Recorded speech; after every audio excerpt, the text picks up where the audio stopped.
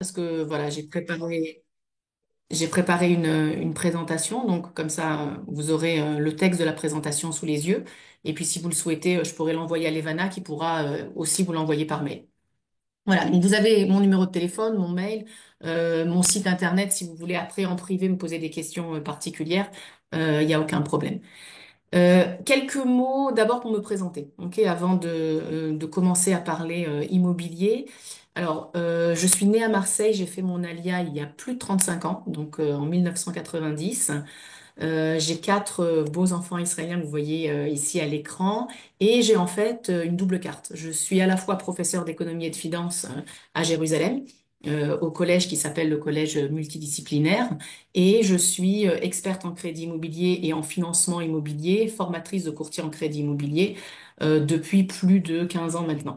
Donc en fait, c'est vraiment ma carte à la fois la finance, donc le financement des biens immobiliers, le mode de fonctionnement israélien et forcément sa comparaison avec d'autres modes de fonctionnement, notamment le mode de fonctionnement français qui est complètement différent. Alors, quels sont les sujets qu'on va aborder aujourd'hui? Je vais commencer par brosser un tableau des investissements immobiliers possibles en Israël en général et à Jérusalem de façon plus spécifique. Et puis après, on passera sur tous les aspects, si vous voulez, du financement. Donc, combien d'apports personnels est-ce qu'il faut? Comment est-ce qu'on calcule le taux d'endettement? Quels sont les différents types de montages financiers existants? Quels sont les avantages qui sont proposés aux Olim? Puisqu'en fait, vous êtes tous des Olim Hadashim, donc il faut que vous connaissiez vos droits aussi, et quelles sont après les stratégies de financement immobilier et les astuces à bien connaître. Donc, je vais commencer par les investissements immobiliers et je vais parler en fait de trois grandes lignes. Si vous voulez, vous avez Je- trois. Judith, Oui, excuse-moi, tu peux Ivana. mettre juste en mode plein. On demande si on peut mettre, tu peux mettre en mode plein écran pour que les gens puissent mieux voir. Oui, alors du coup, est-ce que ça passe? Est-ce que les slides passent quand je fais ça? Euh, Normalement, tu peux passer avec si tu mets en grand écran, si jamais ça te. Ben là, c'est en grand écran. Alors chez moi, ça passe, mais je ne sais pas si on les voit à l'écran en fait. Ouais, on voit pas en grand écran chez nous. Sinon, bon, sinon c'est pas grave. Alors, Sinon, je sais pas. bon, d'accord, c'est pas grave, c'est pas grave. Je peux peut-être faire comme ça, C'est- agrandir déjà comme ça, c'est déjà mieux. Ouais, moi, je pense que c'est bien, ouais, mais voilà, moi je Ok, pense que bah c'est déjà j'ai un peu agrandi l'écran pour que ce soit déjà plus visible. voilà, très bien. Ok, parfait. Donc on va commencer par les investissements immobiliers. Disons qu'on a quatre grandes lignes, si je peux dire. Vous avez les achats d'appartements de deuxième main. Ok, ça ce sont des particuliers qui vendent à des particuliers. Et ça, il faut que vous cherchiez, si vous voulez, les appartements disponibles, soit auprès d'agents immobiliers, soit sur les sites internet correspondants. Avantages et inconvénients, si vous voulez, de chacune des formules. Bah, quand vous achetez un appartement de seconde main, bah, vous voyez le bien, vous le visitez, vous savez très précisément quelles sont ses caractéristiques et c'est des fois beaucoup plus réconfortant que les achats sur plan. À part ça, vous avez des projets, en fait, qui sont des projets neufs. Alors, vous avez en fait à Jérusalem deux types de projets neufs. Vous avez des projets neufs qui sont proposés par des promoteurs immobiliers qui partent de rien. Ok, mais pour être honnête, il faut dire qu'à Jérusalem, il n'y a plus beaucoup de terrains disponibles. Donc en fait, dans les quartiers centraux de Jérusalem, il n'y a pas vraiment de projets neufs sur de nouveaux terrains qui vont être mis à disposition des promoteurs.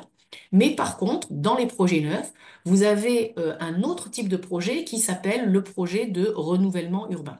Alors, le renouvellement urbain, en hébreu, ça s'appelle la Hitrachut Ironit, et il y a notamment ces projets qui s'appellent des projets de pinouille-binouille dont je vais tout de suite vous parler pour vous dire en fait quels sont les avantages, quels sont les inconvénients et comment est-ce que ça fonctionne. Et à part, si vous voulez, ces projets qui sont des projets de renouvellement urbain, vous avez aussi, dans le cadre d'une politique de subvention du ministère des Logements, la possibilité de participer à une loterie nationale qui vous permet aussi d'avoir des appartements à prix réduit. Donc, je vais un petit peu parler des différentes options. Donc, je vais commencer, si vous voulez, sur les nouveaux projets et le renouvellement urbain. Le renouvellement urbain, si vous voulez, ça a été une solution à ce manque de terrain qu'il y a dans les zones centrales d'Israël, pas seulement à Jérusalem, mais Jérusalem est extrêmement concernée par ce manque de terrain, puisque la ville de Jérusalem s'est beaucoup étendue et il n'y a plus aujourd'hui de terrain libre proche, si vous voulez, des zones centrales pour construire. Donc en fait, le gouvernement israélien a décidé de prendre des projets qui ont été construits avant les années 70, qui ne répondent plus du tout aux normes de sécurité actuelles en ce qui concerne les normes de tremblement de terre, l'existence de chambres sécurisées comme les mamades. Et donc, le projet qui s'appelle projet de Pinouille-Binouille, qui est en fait un projet dans lequel on va évacuer les habitants existants sur le projet, les reloger et puis après les réinstaller dans des nouveaux complexes, eh ben, il permet de répondre à deux objectifs stratégiques essentiels d'Israël et de la ville de Jérusalem. Alors, il faut savoir que le premier objectif, c'est d'avoir des bâtiments qui soient plus sûrs, qui répondent à des normes de construction modernes, donc des années 2020. Et le deuxième objectif, c'est en fait de pouvoir permettre l'accroissement de la population de Jérusalem sans avoir en fait de terrain disponible. Alors, comment est-ce que ça fonctionne? Si vous achetez un appartement dans un projet de Pinouille-Binouille, il y a en fait deux façons de l'aborder. La première façon, c'est d'acheter l'appartement d'un particulier dont l'immeuble est destiné à un pinouille-binouille. À ce moment-là, l'essentiel avantage, c'est de pouvoir faire une grosse plus-value, puisque si vous avez eu deux tiers des résidents qui ont signé sur un accord de enfin de valider ce projet-là, eh ben l'appartement aujourd'hui est un appartement d'un bâtiment qui a été construit dans les années 70, qui a peut-être une superficie de 80 mètres carrés, mais dans le cadre du renouvellement urbain, eh ben, on va construire un appartement de 20 étages, donc on va pouvoir comme ça loger beaucoup plus de familles, mais ces appartements-là auront tous un balcon, un parking, une chambre sécurisée et un agrandissement de surface de 25 mètres carrés supplémentaires. Donc en fait, si vous achetez un 80 mètres carrés, ben, vous aurez un 105 mètres carrés avec balcon, avec parking, avec ascenseur, donc qui correspond à tout ce qui est demandé, si vous voulez, dans un environnement moderne. Donc ça, c'est la première option, si on veut faire des affaires, chercher des appartements de seconde main sur lesquels il y a un projet de pinouille-binouille, mais qui n'est pas encore abouti. Et deuxième possibilité de rentrer sur ce genre de projet-là, c'est que on peut directement contacter le promoteur une fois que, il y a déjà les autorisations de construire. Alors à ce moment-là, c'est plus rapide, puisque vous avez des constructeurs qui ont obtenu l'accord de tous les habitants de la résidence, qui ont déposé auprès de la ville de Jérusalem des permis de construire et qui vont construire au-delà des, disons, 60 appartements existants, eh ben, ils vont construire en plus 5 étages et donc il y aura encore une centaine d'appartements qui seront disponibles. Et à ce moment-là, on a, si vous voulez, l'avantage d'acheter dans un projet neuf qui peut se trouver dans une zone centrale de Jérusalem, puisqu'en fait, tous ces bâtiments-là qui ont été construits dans les années 70 se trouvent relativement dans des quartiers qui sont des quartiers très, très centraux de Jérusalem. Donc voilà, si vous voulez, c'est un petit peu la mode à Jérusalem. Ce que je peux dire, c'est que sur les nouveaux projets, Jérusalem excelle sur ces projets-là de renouvellement urbain. Je crois que c'est une des villes d'Israël sur laquelle il y a le plus de projets. Je crois qu'on parle de plus de 200 projets différents de renouvellement urbain qui se trouvent à différentes phases de réalisation. Ok, puisque toutes les autorisations n'ont pas été autorisées pour tous les projets, mais c'est vraiment le projet d'accroissement urbain qui est mis en avant par la ville de Jérusalem. Donc ça, si vous voulez, c'est l'option acheter neuf dans un quartier qui n'est pas un quartier qui soit trop périphérial. La troisième option, c'est l'option de la loterie nationale. Alors, qu'est-ce que c'est que la loterie nationale? La loterie nationale, c'est ce qui s'appelle en hébreu dira be'anacha. Globalement, il s'agit en fait de projets qui ont été mis en avant par le ministère du Logement, qui sont subventionnés en fait par l'État d'Israël. Et quand on parle de réduction, eh ben, on parle globalement d'une réduction d'environ 20% sur le prix de l'appartement ou d'une réduction d'un minimum de 300 000 shekels. Pour pouvoir accéder en fait à la loterie nationale, il faut répondre à certaines conditions. D'abord, il faut être de nationalité israélienne, donc ça ne concerne pas les résidents étrangers. Il faut avoir fait son alia. Ensuite, il faut être primo-accédant. Il faut absolument que ce soit le premier appartement acheté en Israël. Et puis, vous avez une priorité qui est donnée en fait aux Olim Hadashim, aux familles nombreuses, aux familles qui ont des soldats qui font des milouim, aux familles qui ont des enfants handicapés, etc., etc. Maintenant, le principe de la loterie, pour le faire simple, et je ne vais pas m'étendre parce que en ce moment, par exemple, il n'existe pas de loterie avec des projets sur Jérusalem, mais il y en a eu dans le passé. Donc en fait, il faut suivre les annonces qui sont faites par le ministère du Logement. Mais le principe de cette loterie nationale, c'est que l'État met à disposition des promoteurs des terrains à prix bon marché ou à prix subventionné, et l'État demande donc à ses promoteurs de restituer cette subvention à un certain nombre de familles. Ça veut dire que sur un projet neuf qui va être construit dans le cadre de la loterie nationale, il y aura peut-être 20% des appartements qui vont être tirés au sort, dont les familles vont être tirées au sort, donc ils vont profiter de cette réduction de 20% ou de 300 000 shekels, et puis 80% des appartements qui vont être vendus au marché normal, au prix du marché. Donc en fait, le promoteur s'engage à restituer la subvention qu'il a reçue auprès de familles qui répondent à un ciblage de primo-accédants israéliens que l'État d'Israël veut encourager. Euh, Avantages et inconvénients de ces projets-là. Alors, au niveau de l'avantage, je crois que ce qu'il y a de très clair, c'est que les prix vont être attractifs, puisqu'on a cette réduction-là qui est plus importante qu'aucune autre réduction qu'on peut obtenir sur l'État d'Israël. Mais il s'agit en fait de dons ou de terrains qui sont attribués sur des zones de développement particulières. Ça veut dire que si on regarde par exemple la précédente loterie, vous aviez des projets, un seul projet à Jérusalem, et vous aviez aussi des projets à Eilat, vous avez des projets des fois à Ashkelon, des fois à Ashdod. Donc en fait, à chaque fois que le gouvernement sort avec une nouvelle loterie, ce ne sont pas toujours les mêmes villes qui sont choisies. Donc du coup, on est obligé de participer à la loterie, pas forcément dans des villes dans lesquelles on veut vivre. Voilà. Donc ça, si vous voulez, c'est un petit peu problématique. Donc il faut accepter d'acheter un appartement en Israël sans être forcément focalisé sur une zone qui soit une zone géographique particulière. Le processus est long. Ok, puisqu'on ne gagne pas toujours à la première loterie, donc des fois on a des jeunes couples qui vont participer à 2, 3, 4 loteries, et puis on va avoir aussi une certaine incertitude sur la nature précise du bien. Parce que quand on participe à la loterie, le projet n'a pas eu encore le permis de construire. Donc vous allez gagner le droit d'avoir un appartement, disons, dans une tour à Jérusalem, mais vous ne savez pas encore si c'est un 3 pièces, si c'est un 4 pièces, si c'est une exposition nord, sud, si c'est le troisième étage ou le deuxième étage, puisque l'architecte n'a pas encore fait les plans. Donc en fait, vous avez le droit de gagner. Cela vous permet de pouvoir être convoqué à un séminaire ou une rencontre qui va être fait par le promoteur au moment où le projet sera prêt. Et des fois, c'est 2 ans après avoir gagné. Et là seulement, vous pourrez choisir votre appartement. Et comme c'est réservé aux primo-accédants, si vous vous êtes inscrit à la loterie et si vous avez l'intention d'aller jusqu'au bout du produit de la loterie, eh ben forcément, vous pouvez pas acheter autre chose puisque sinon, vous perdez vos droits sur la loterie. Donc, c'est un projet, si vous voulez, qui est intéressant mais sur lequel il faut, enfin disons qu'il faut avoir une longue haleine pour pouvoir aller jusqu'au bout.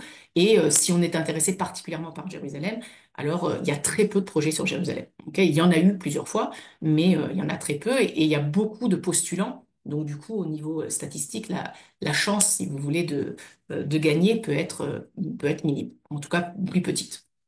Voilà, donc ça, si vous voulez, c'est globalement les différentes options d'investissement immobilier en Israël.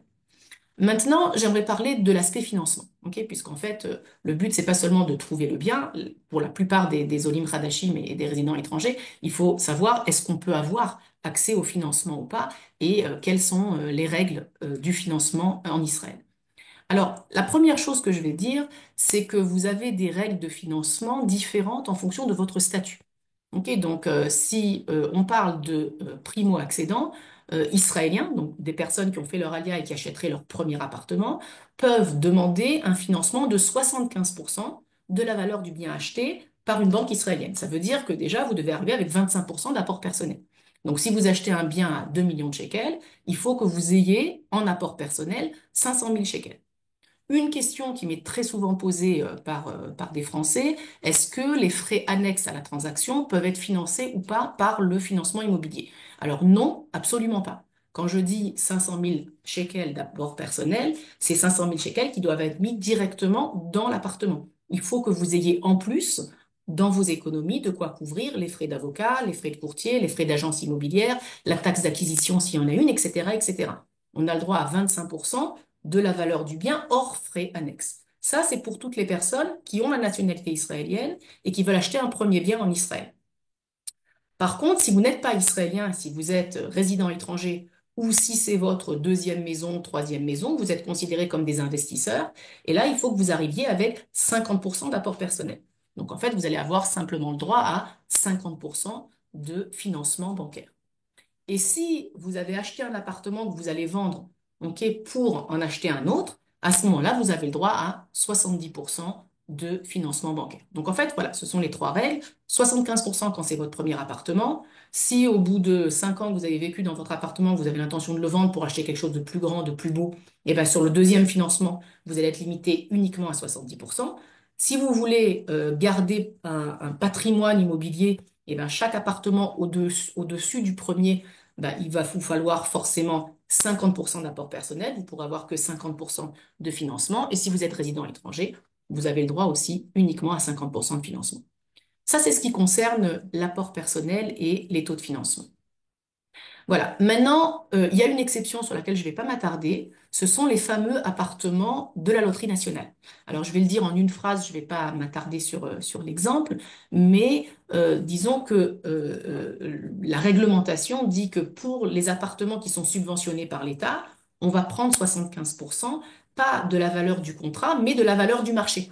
Et comme la valeur du marché est plus élevée que la valeur du contrat, eh ben, on peut arriver dans certains projets à 80% de financement bancaire, 85 ou même 90% de financement bancaire. Ok, tout ça quand les appartements ont une valeur inférieure à 1,8 million. Donc, à nouveau, si on travaille sur la zone de Jérusalem, il n'y a pas beaucoup d'appartements à Jérusalem dans le cadre de la loterie nationale qui sont en dessous d'1,8 million. Donc, cette possibilité d'avoir un financement un petit peu plus élevé, elle est existante pour le reste du pays, un petit peu moins pour la zone de Jérusalem. Alors, est-ce qu'on peut acheter sans apport personnel du tout? Non, la régulation de la Banque d'Israël ne le permet pas. Ok, mais on peut essayer en tant que courtier de trouver certaines solutions. Alors, quelles sont les solutions possibles? Tout dépend forcément de la somme d'apport personnel qui nous manque. Les solutions possibles, c'est prendre un prêt à la consommation. Simplement, dans le calcul de la capacité d'endettement, plus le prêt à la consommation sera important, bah, plus vous risquez de voir votre prêt vous être refusé parce que vous n'avez peut-être pas les revenus suffisants. Donc ça peut être une solution complémentaire. C'est pour ça que sans apport personnel du tout, c'est impossible. Un complément d'apport personnel pourra être apporté par un prêt à la consommation en Israël.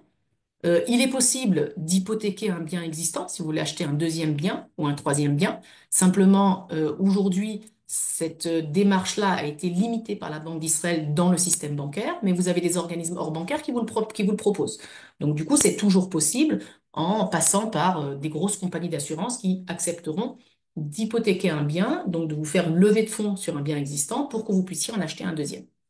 Et puis, vous avez un organisme qui s'est beaucoup développé ces 2, 3 dernières années, qui est aussi un organisme hors bancaire, qui s'appelle WeCheck, qui permet aujourd'hui d'obtenir en fait 10% supplémentaires de crédit immobilier. Ça veut dire que si les banques vous donnent 75% de financement, il faut être résident israélien, et ben vous avez la compagnie WeCheck qui vous propose de vous donner 10% de plus. Et donc à ce moment-là, vous pouvez acheter avec 85% de financement et donc uniquement 15% d'apport personnel. Bien sûr, il faut avoir les revenus suffisants qui vous permettent de rembourser ce crédit-là. Ok, parce qu'on a deux règles qui fonctionnent en parallèle. Est-ce qu'on a suffisamment d'apport personnel? Et puis si on augmente la somme empruntée, eh ben, il va falloir forcément avoir les revenus qui nous permettent d'honorer ces mensualités sur du long terme. Donc, on a parlé là de l'apport personnel. Je vais parler maintenant assez brièvement du taux d'endettement maximal. Ok, ça veut dire combien est-ce qu'il faut gagner pour emprunter 1 million de shekels. Globalement, c'est un petit peu la question à laquelle je voudrais répondre. Donc, je vais vous donner en fait la règle de fonctionnement, la règle dans la pratique, pas la régulation de la Banque d'Israël, parce que ce qui nous intéresse, c'est en fait la prudence des banques sur le marché. Dans la pratique, il faut que la mensualité de crédit ne dépasse pas 40% du revenu net disponible du foyer. Ok, c'est en fait le mode de fonctionnement du système israélien. Alors, quand on dit ne pas dépasser 40%, dans la pratique bancaire, on a des variations d'une période à l'autre. Ça veut dire qu'il y a 5 ans, si vous m'aviez posé la question, je vous aurais dit les banques ne vont pas au-delà de 33 à 34%. Ok, ce qui est un petit peu ce qui est en pratique en France. Aujourd'hui, puisque les prix de l'immobilier ont augmenté et que les banques veulent donner du crédit, on est plus aux alentours de 38 à 39%. On n'arrive pas vraiment aux 40%, mais il est possible que la mensualité arrive jusqu'à 38% du revenu net disponible. Après, la deuxième question que j'aimerais poser, c'est en fait, qu'est-ce que c'est que le revenu net disponible? Comment est-ce qu'on le calcule? Alors, le revenu net disponible, c'est d'abord le revenu net d'impôt. Ok, ça c'est la première chose. Je crois que tout le monde sait faire la différence entre un revenu brut et un revenu net. Mais le mot disponible, veut dire qu'on va enlever à nos revenus nets tous les crédits qu'on peut avoir d'une durée supérieure à 18 mois. Ça veut dire que, pour vous donner un exemple tout simple, si un foyer a un revenu de 20 000 shekels net, mais qu'ils ont pris un leasing ou un crédit voiture de 1500 shekels, eh ben on va leur déduire les 1500 shekels de leurs 20 000 shekels. Donc du coup, leur revenu net disponible, à la place d'être 20 000, il sera seulement à 18 500. Et de là, vous prenez 38% pour savoir quelle est la mensualité qu'il ne faut pas dépasser. Vous voyez? Donc ça, si vous voulez, c'est la règle de la Banque d'Israël. On vous dit, il ne faut pas dépasser en fait 40% du revenu net disponible. Alors, je vais vous donner un exemple pratique, juste pour comprendre un petit peu comment ça fonctionne. Et cet exemple, je l'ai dédoublé, résident étranger et résident israélien. Si on veut répondre aux deux règles que j'ai déterminées, l'apport personnel et la capacité d'endettement. Si vous êtes résident étranger et que vous avez un patrimoine de 800 000 shekels d'apport personnel disponible hors frais annexes, comme je l'ai dit, et que vous avez un revenu net disponible de 25 000 shekels, eh ben, la valeur maximale d'achat sera de 1,6 million, puisqu'en fait, l'apport personnel doit être à 50% de la valeur du bien. Donc, du coup, je peux acheter au maximum à 1,6 million de shekels. Maintenant, au niveau de la mensualité maximale qu'il ne faut pas que je dépasse, avec des revenus de 25 000 shekels, si je vais sur une base de 38%, qui est acceptée aujourd'hui par toutes les banques d'Israël, eh ben, ma mensualité ne devra pas dépasser 9 500 shekels.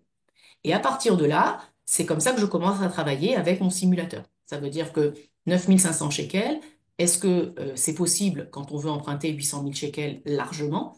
Ok, et sur quelle durée, en fait, je veux prendre mon crédit immobilier? Je sais que j'ai pas le droit de dépasser 9 500 shekels. Je sais que plus la durée sera courte, moins chers seront les intérêts cumulés et moins cher sera mon crédit, tout compris. Donc ça, c'est l'exemple pratique pour les résidents étrangers.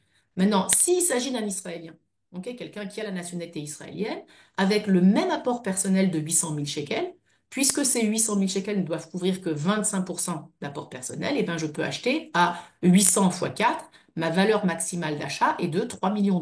Du coup, je peux prospecter à une valeur d'appartement beaucoup, beaucoup plus importante. Mais si les revenus ne sont que de 25 000 shekels, ok, ma mensualité maximale ne peut pas dépasser 9 500 shekels.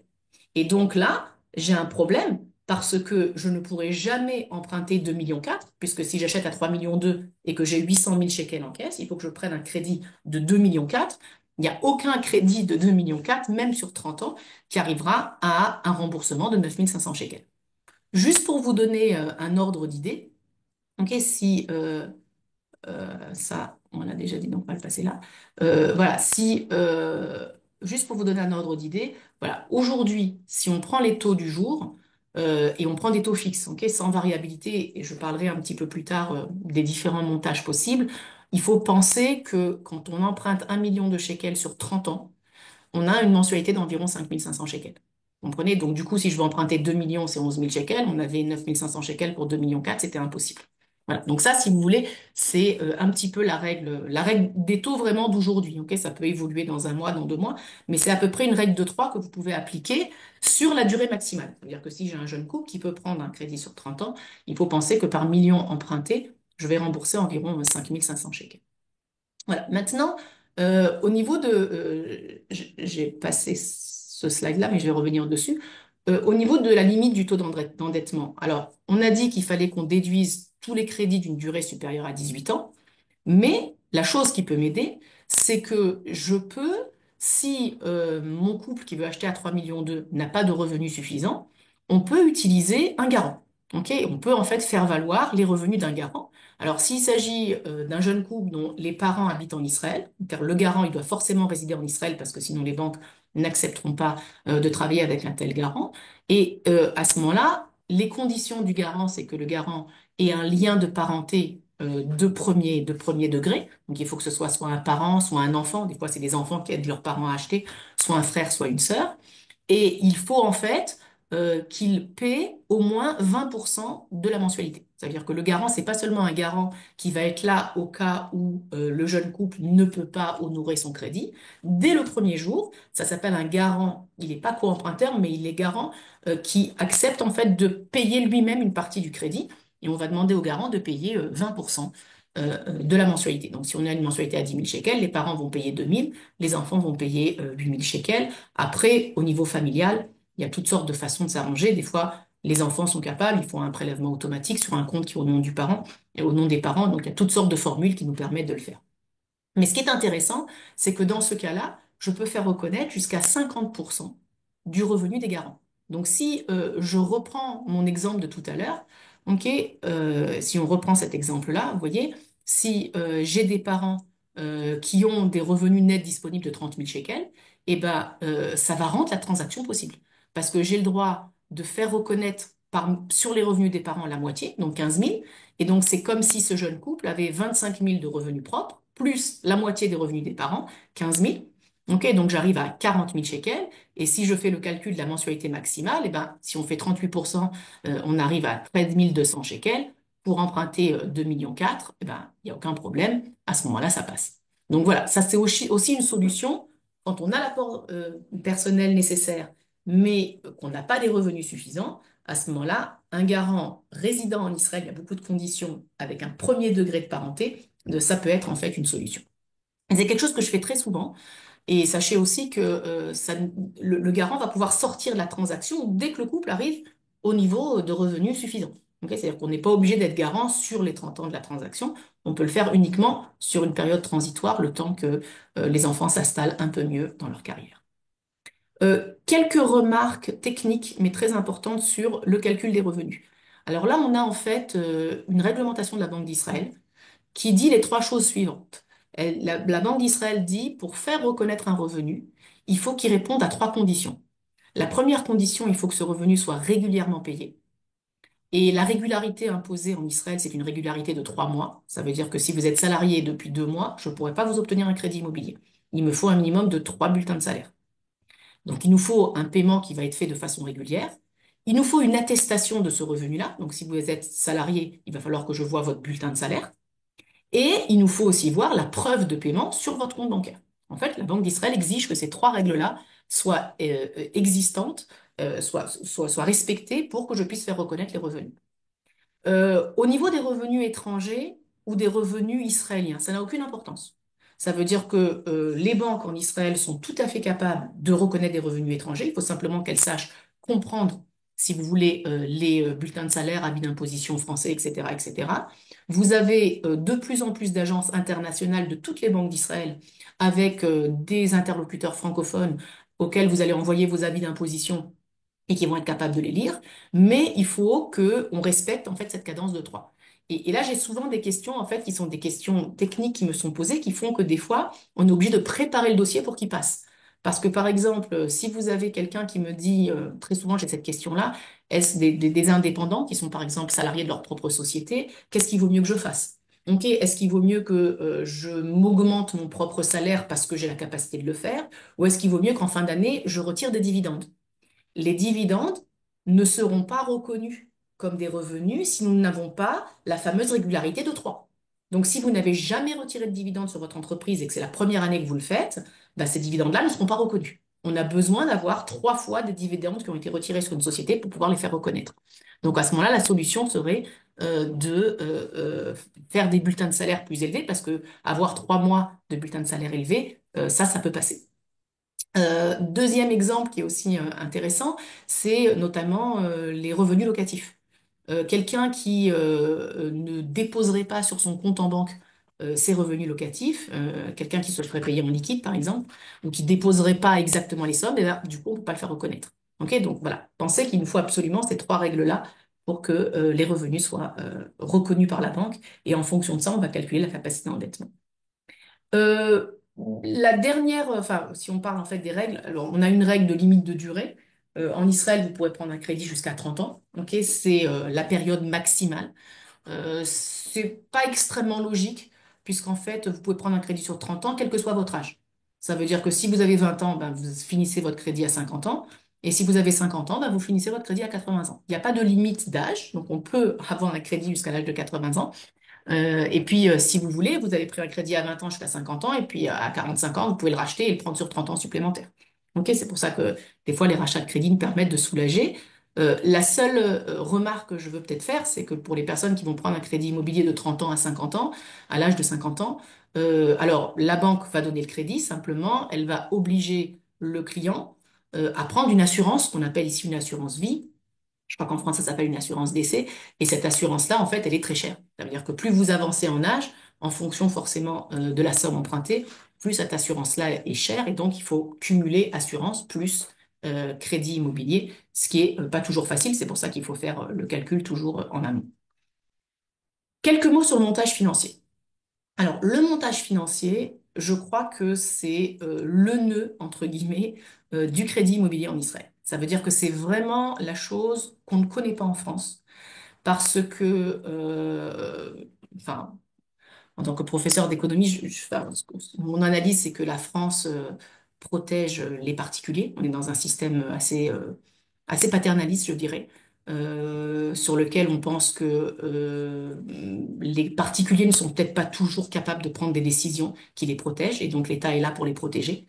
Alors qu'en Israël, on est dans une économie beaucoup plus libéraliste, où on pense que si on peut vous faire baisser votre mensualité en vous faisant prendre du risque, eh ben, vous êtes suffisamment majeur pour comprendre le risque que vous prenez, et vous avez le droit de prendre du risque. Et donc, du coup, on est sur des systèmes où les taux peuvent être variables, où il n'y a rien qui est capé, ni l'inflation, ni le taux directeur de la Banque d'Israël. Et donc, si vous voulez prendre du risque, ben, vous prenez du risque, il faut simplement que vous en soyez conscient. Alors, les Français n'ont pas du tout l'habitude de ce mode de fonctionnement. Et pour vous donner, en fait, si vous voulez, un, un exposé, ok, des formules de crédit immobilier existantes, je vous dirais qu'il y a deux dimensions ou deux facteurs différents qui peuvent faire évoluer votre mensualité. Alors, le premier facteur, c'est le facteur du taux d'intérêt, ok, qui est écrit ici en deuxième point. Ça veut dire, est-ce que vous voulez avoir un taux qui ne va pas bouger pendant les 30 ans? Donc, vous avez pris un crédit à 5%, et donc vous allez payer 5% du début à la fin, ça c'est le taux. Ok, mais vous avez un autre facteur qui est un facteur d'indexation au coût de la vie.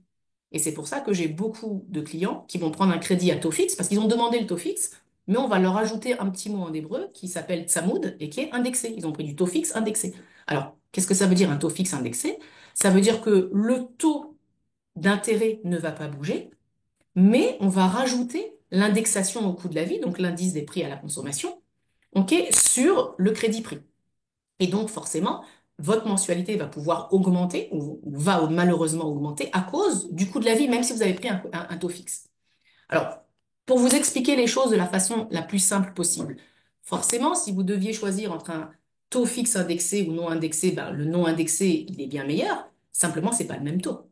Ça veut dire que ce que la banque va vous proposer, c'est soit un prêt à 5% qui n'aura aucune indexation au coût de la vie, et à ce moment-là, bah, que l'inflation soit à 3%, à 2% ou à 18%, et ben vous avez votre taux qui reste à 5%, donc du coup, vos mensualités, elles sont à la française, elles ne bougent pas d'un centime jusqu'à la fin du crédit. Ou la banque va vous proposer autre chose, et c'est ça que je vous expliquais quand je vous disais que vous pouviez prendre du risque. Elle va vous dire, à la place de prendre un crédit à 5%, on va vous donner un crédit à 3%. Donc votre mensualité de départ, elle va être bien plus basse. Simplement, ce crédit, il est indexé à l'index des prix à la consommation. Et aujourd'hui, en Israël, l'inflation est environ de 3,4%. Si on prend les 12 derniers mois, on était à 3,4%. Et ça veut dire qu'en fait, si vous avez emprunté 1 million de shekels, disons qu'on fait le calcul de l'indexation une fois par an et pas une fois par mois, et ben à la fin de l'année, on vous rajoute 34 000 shekels de crédit. Parce que c'est 3,4% d'1 million. Donc, du coup, vous pédalez un peu dans la semoule parce que pendant tous les mois de l'année, vous avez payé votre crédit, mais en fait, vous n'avez pas remboursé le capital puisque le capital est indexé au coût de la vie. Donc, on vous a rajouté sur le capital 34 000 shekels. Et comme le nombre d'années a été déterminé, ben forcément, votre mensualité, elle va grimper de mois en mois. Donc, c'est ça que j'appelle prendre du risque. Et quand quelqu'un vient me voir et me dit, j'aimerais prendre un crédit, je veux lui dire, je peux lui dire combien tu veux payer. Parce que si le crédit est à 3% ou à 5%, on peut avoir des variations de mensualité de départ. Soit vous, je vous dis, soit vous allez payer 5 500 shekels, c'est l'exemple que je vous ai donné si c'est du taux fixe, soit je vais vous dire, ben non, vous pouvez payer 3 008. Mais vous commencez à 3%, et ces 3 008, au cours des 30 années, eh ben, ils vont devenir 8 000, 8 500. Et quand vous allez vouloir amortir votre capital, c'est-à-dire que j'ai des fois des Odim Khadashim qui viennent me voir alors qu'ils payent un crédit immobilier depuis 4 ans, eh ben, il leur arrive qu'au bout de 4 ans, alors qu'ils ont payé leur mensualité pendant 4 ans, ils doivent à la banque une somme plus importante que ce qu'ils ont emprunté.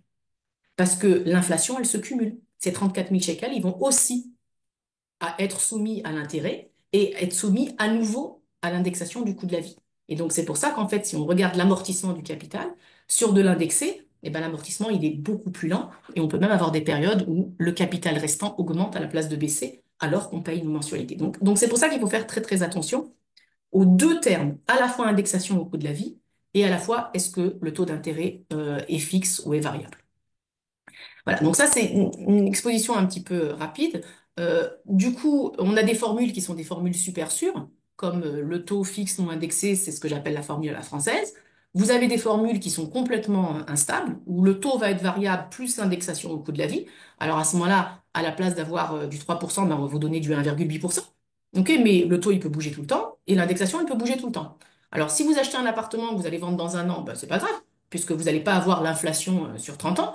Vous voulez faire une plus-value, acheter un appartement, le revendre tout de suite après, bah, pas de problème. Mais si vous avez pris ça sur 30 ans, vos mensualités, elles peuvent se décupler. Et puis, vous avez des formules intermédiaires. Ça veut dire quoi, la formule intermédiaire? Ça veut dire que vous allez fixer au moins une des deux variables. Vous allez avoir un taux fixe et simplement l'indexation au coût de la vie. Ou vous allez avoir un taux variable, mais pas d'indexation au coût de la vie. Ok, donc ça, si vous voulez, c'est un petit peu à vous de choisir. Et c'est pour cette raison que, selon les données de la Banque d'Israël, vous avez 62% des Israéliens, enfin Israéliens d'origine française ou de toute origine, enfin tous les Israéliens, 62% qui font appel à un courtier en crédit immobilier, justement pour travailler sur le montage et comprendre les implications du risque. Je sais combien de temps j'ai, Levana, parce que je voudrais aussi avoir du temps pour les questions. Alors, Donc, si ça te va jusqu'à 21h, on finit la conférence et après on fait les questions. Ça te va encore ok, un quart d'heure, parfait. c'est bon? C'est bon, pour moi Ok, c'est bon. Ok, super. pour moi, ok, super. Ok, alors au niveau de la régulation, deux mots sur le montage. Si vous êtes résident étranger et que vous achetez en tant que résident étranger, vous pouvez faire le montage que vous voulez. Vous pouvez tout prendre à l'euro, vous pouvez tout prendre au taux directeur de la Banque d'Israël, vous pouvez tout prendre en indexé, il n'y a aucune limite, ok, puisque vous êtes résident étranger. Pour les Israéliens, afin de stabiliser le marché immobilier, la Banque d'Israël exige que au moins un tiers des sommes empruntées soient prises à taux fixe. Mais attention, si vous avez bien compris mon introduction d'il y a quelques minutes, taux fixe ne veut pas dire taux fixe non indexé. C'est-à-dire que la Banque d'Israël exige simplement qu'il y ait un tiers qui soit pris à taux fixe. Mais si vous voulez, vous prenez un taux fixe indexé, et donc vous allez avoir en plus le coût de la vie. Vous voyez? Donc ça, si vous voulez, c'est ce qu'exige en fait la régulation de la Banque d'Israël. J'aimerais dire quelques mots sur les avantages pour les Olim Hadashim, ok? Puisqu'il existe des avantages pour les Olim Hadashim au niveau je parle uniquement des avantages au niveau du financement, ok? Parce qu'il y a d'autres avantages qui concernent la taxe d'acquisition, etc., sur lesquels je vais pas rentrer puisque je suis pas vraiment avocat fiscaliste. Alors, au niveau du crédit immobilier, vous avez le droit à ce qui s'appelle le prêt Zakaout. Ok, ça s'appelle la Zakaout. Zakaout en hébreu, ça veut dire être éligible. Donc en fait, en tant qu'Israélien, c'est réservé uniquement aux Israéliens. Olim Khadashim, vous avez le droit d'avoir un financement qui va être subventionné par l'État. Alors, quelles sont les règles de ce prêt Zakaout? La première chose qu'il faut savoir, c'est que vous pouvez utiliser votre prêt à Zakaout que sur votre premier achat. Donc, si par exemple vous avez loupé, vous ne saviez pas que ça existait, vous vendez votre appartement, vous en achetez un autre, ben c'est fini, c'est foutu. C'est uniquement la première fois que vous achetez un appartement. La subvention qui est donnée par l'État, c'est que vous allez avoir un prêt à taux fixe, mais attention, indexé. Les prêts d'État sont indexés. Et ce taux fixe indexé va être à un demi pour cent en dessous du taux moyen du marché. Donc en fait, la subvention, c'est une subvention d'un demi pour cent, mais ça vous force à prendre un taux indexé. Et je vais dire juste une petite parenthèse à propos de l'indexation. Je parlais des conceptions différentes françaises et israéliennes. Ce qu'il faut savoir aussi sur l'économie israélienne, c'est que nous avons été frappés par une période d'hyperinflation dans les années 80. C'est-à-dire qu'en 1980, les taux d'inflation sont arrivés à 400%. Ok. C'est ce qui a en fait exigé une restructuration de l'économie israélienne.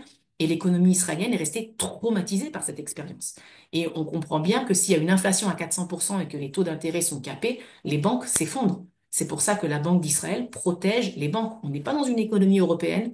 On peut aller voir des banques suisses, des banques allemandes, des banques anglaises. On est un tout petit pays, isolé du monde, sur lequel il n'y a absolument pas de libéralisation des services. Et on a quatre, cinq banques en Israël, et c'est elles qui tiennent tout le système économique. Donc, au niveau de l'approche, la Banque d'Israël protège les banques, parce que si le système s'effondre, il n'y a plus de pays. Elle ne protège pas les citoyens. Et ça, il faut en être conscient.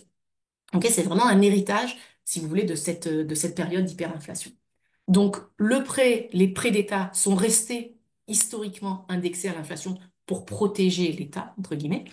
L'intérêt de ce prêt d'État, c'est que ces crédits-là sont remboursables à tout moment sans aucune pénalité de remboursement, puisque l'État est très content de récupérer son argent pour pouvoir le prêter à d'autres. Et la chose de plus, ok, qui fait que quelquefois je recommande à mes clients de prendre le prêt Zakaout, c'est que c'est une garantie. Qu'est-ce que ça veut dire que c'est une garantie? Ça veut dire que si par hasard il y a un impayé, en fait, la banque peut faire une procédure en justice pour vous expulser et récupérer le bien pour récupérer le crédit. Et donc, vous êtes dans une relation binaire entre la banque et vous. Maintenant, à partir du moment où vous avez pris un prêt d'État, eh ben, en fait, vous êtes dans une relation triangulaire, puisque vous allez avoir un comité gouvernemental, plus la banque, plus le client qui doivent trouver une résolution du conflit. Et ces comités intergouvernementaux, avant qu'ils se réunissent, d'abord, ça prend beaucoup de temps, et ils sont toujours là pour essayer de faire traîner la procédure, pour permettre aux clients au maximum de trouver une solution avant l'expulsion, puisqu'en fait, ils sont là des représentants de l'État et donc ils ne sont pas uniquement là pour des questions de profit. Donc voilà, avoir un prêt Zakaout, quand on a des revenus qui peuvent être instables, ça peut nous protéger en nous mettant face à une procédure qui va être beaucoup plus lourde, beaucoup plus longue si on n'arrive pas à rembourser son crédit. Donc ça peut être aussi un argument pour passer par le prêt Zakaout. Maintenant, après avoir dit tout ça, ce prêt Zakaout, il va pas vous permettre de financer l'intégralité de votre appartement. Absolument pas. On travaille sur une méthode qui est une méthode de points, puisqu'en fait, la somme qui va vous être octroyée dépend de votre situation socio-économique. Donc, quand vous êtes au Limra Dachim, vous avez en fait un grand nombre de points. Et puis après, ça va dépendre des familles nombreuses, du nombre d'enfants que vous avez, du nombre de frères et sœurs qu'il y a de chacun des conjoints, si vous avez fait le service militaire ou pas, depuis combien de temps le couple est marié sans avoir eu accès à la propriété. Donc, en fait, vous allez cumuler un certain nombre de points. Et en fonction du nombre de points que vous allez cumuler, vous allez avoir le droit à une somme. Ok, maintenant, cette somme, entre nous, elle est entre 120 000 shekels et 200 000 shekels. Ok, donc aujourd'hui, avec les prix d'appartement d'aujourd'hui, vous pouvez intégrer un prêt Zakaout à votre montage de crédit pour avoir justement cette garantie du comité intergouvernemental, mais vous n'allez pas avoir tout votre crédit indexé à l'inflation à 1,5%. C'est simplement un petit coup de pouce qui va vous permettre en fait de rendre votre crédit immobilier un petit peu moins cher. Je vais finir sur les stratégies, ok? Quelques stratégies qui sont des stratégies un petit peu générales, mais que j'ai mis sur le papier parce que je pense qu'elles sont importantes quand on envisage un crédit immobilier. La première chose, la chose la plus importante, c'est la durée, ok? La durée du crédit. Ça veut dire que, je ne sais pas, si vous prenez un crédit sur 30 ans, à 5% ou à 5,5%, mettez-le dans un simulateur, vous allez voir, vous empruntez 1 million, vous remboursez 1,8 million, 1,9 million. Ok, donc on est pratiquement à 1 shekel 80 par shekel emprunté. C'est énorme, c'est terrible. De ma connaissance du marché français, je sais que les crédits immobiliers en France sont plutôt donnés sur une base de 25 ans et pas de 30 ans. En Israël, on travaille pratiquement tous les jeunes couples que je connais, ils prennent sur 30 ans. Et pour vous dire, la différence de mensualité entre 30 ans et 25 ans, elle n'est pas énorme. En fait, ça vaut pas vraiment le coup. Alors, tout dépend de la somme empruntée, forcément, mais des fois, c'est une différence de 300 ou 400 shekels. Mais en intérêt cumulé, c'est absolument énorme. Donc, découragez-vous et découragez les gens que vous connaissez de prendre un crédit sur 30 ans. Essayez de réduire au maximum. Et si vous pouvez réduire au-delà de 25 ans, enfin, en dessous de 25 ans, c'est encore mieux. Mais ne vous laissez pas tenter par des crédits sur 30 ans. Voilà. Je suis au point 3 conseil, ne pas forcément prendre un crédit sur un nombre d'années qui est un multiple de 5. Parce qu'en fait, vous avez la Banque d'Israël qui publie les taux moyens par tranche de 5 ans. Et les banques savent que ces taux-là, ils sont complètement transparents. Donc du coup, on va vous demander, vous voulez un crédit sur 15 ans, sur 20 ans, mais si à la place de prendre sur 15 ans, vous prenez sur 14 ans, ben, vous rentrez sur la tranche de taux d'intérêt qui est moins chère. Donc du coup, ne prenez pas des multiples de 5. Je sais pas pourquoi on a l'habitude de parler en multiples de 5. Vous avez le droit de prendre le nombre de mois que vous souhaitez. Donc éloignez-vous des multiples de 5. Et la dernière chose, c'est un petit peu notre travail aussi de courtier, ne pas prendre tous les volets sur la même durée. Il n'y a aucun sens. Ok, ça veut dire que vous pouvez prendre, puisque vous composez votre crédit comme vous voulez, bah, vous pouvez prendre sur le million de shekels, bah, 300 000 shekels sur 15 ans, et puis ce qui reste bah, sur 20 ans ou sur 25 ans. D'abord, ça vous permettra d'avoir des mensualités variables en fonction des objectifs de votre vie. J'ai des personnes qui font leur AYA à 45 ans, qui veulent à 60 ans avoir un crédit beaucoup plus léger. Donc, du coup, on va essayer de mettre le maximum tant qu'ils sont dans leur force de travail. Donc, on va faire un volet de 15 ans et un autre volet de 25 ans pour que les 10 ans supplémentaires aient une mensualité beaucoup, beaucoup plus basse. Donc, voilà, pensez à cette façon-là de monter les choses. Euh, une autre chose en fait qui va influencer en fait les taux d'intérêt que vous allez obtenir, c'est c'est l'apport personnel ou le taux de financement. Voilà, ça aussi c'est quelque chose qu'il faut savoir. Ça veut dire que les taux sont dépendants des revenus et du risque. Et plus vous avez d'apport personnel, et moins vous êtes client à risque. Et juste pour vous donner les règles de fonctionnement qui sont communes à toutes les banques en Israël, on a deux paliers. Ça veut dire que on a des taux d'intérêt pour les personnes qui vont demander moins de 45% de financement. On a les taux d'intérêt pour ceux qui vont demander entre 45 et 60. Et les taux d'intérêt les plus chers, c'est pour tous ceux qui demandent au-dessus de 60%. OK? Donc, des fois, je peux avoir des clients qui ont besoin de 62%. Et à ce moment-là, si vous connaissez ces règles-là, vous dites, bon, bah, si j'arrive à racler mes fonds de tiroir et à donner en apport personnel ces 2% de plus, je rentre dans le crédit déjà à un niveau de taux d'intérêt qui est déjà moins élevé. Donc voilà, connaissez ces paliers-là, 45%, 65, 60%, c'est ce qui nous permet en fait d'avoir de meilleurs taux. Dernier slide, je te promets, Levana, il est 20h52. Les astuces, ok? Quelles sont les astuces? Alors, il y a une question dont j'ai pas parlé, parce qu'on peut pas comme ça en une heure parler de tout, ce sont les pénalités de remboursement anticipé. Ok, en Israël, les pénalités de remboursement anticipé existent. Elles ne sont ni calculables à l'avance, ni négociables. Ok, pourquoi? Je vais vous donner le mode de fonctionnement tout simple. Si vous vous êtes engagé sur des taux fixes, d'abord les pénalités de remboursement anticipé, elles n'existent que sur les taux fixes. Donc d'un côté, vous gagnez parce que vous avez de la stabilité, d'un autre côté, vous vous êtes engagé avec la banque sur 30 ans à taux fixe, puisque c'est elle qui a pris le risque, et bien vous devez dédommager la banque si vous décidez de rembourser avant terme. C'est plus ou moins ça la règle de fonctionnement. Et qu'est-ce que vous dit la banque? Elle vous dit la chose suivante. Si les taux d'intérêt augmentent entre le moment où vous avez pris votre crédit et le moment où vous voulez rembourser, il n'y a aucun problème, il n'y a pas de pénalité. Parce que je vais récupérer de l'argent à 4%, je vais le vendre à 5. En tant que banque, j'ai gagné. Quand est-ce qu'on a un problème? Quand les taux baissent. La banque vous dit la chose suivante, si les taux d'intérêt baissent, vous avez pris un crédit à 4%. Au moment où vous voulez le rembourser, les taux du marché sont à 3. La banque dit, ben, vous vous êtes engagé sur 30 ans. Maintenant, moi, je vais récupérer de l'argent. Je vais récupérer de l'argent que j'ai vendu à 4 et je vais le vendre à 3. Je suis perdant. Donc, vous allez me dédommager sur la différence de taux fois le solde du crédit restant. Donc forcément, d'abord, c'est pas négociable parce que c'est écrit dans la régulation que c'est autorisé. Alors c'est pas obligatoire, mais c'est autorisé. Mais si c'est autorisé et qu'on n'a que 5 banques en Israël, ben, toutes les banques le réclament. Donc du coup, il n'y a pas de concurrence interbancaire. Vous n'allez pas pouvoir le négocier. Et vous n'allez pas pouvoir le négocier même si vous faites un rachat de crédit interne. Ça veut dire que j'ai pris un crédit à la Mizrahi, je veux faire un rachat de crédit. Je reste à la Mizrahi. Un rachat de crédit, ça s'appelle rembourser l'ancien crédit et en prendre un nouveau. Donc il y a pénalité.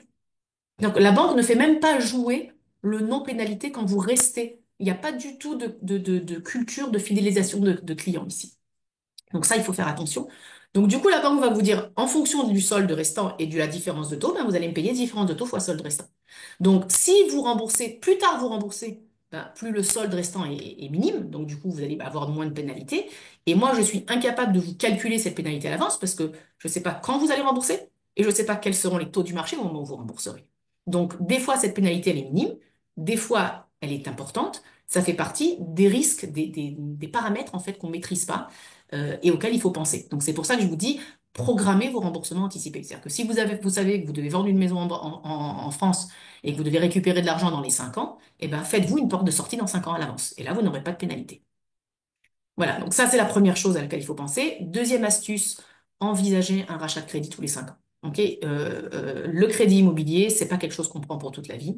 Je sais que la plupart des gens aiment avoir pris leur crédit et puis l'oublier, mais absolument pas.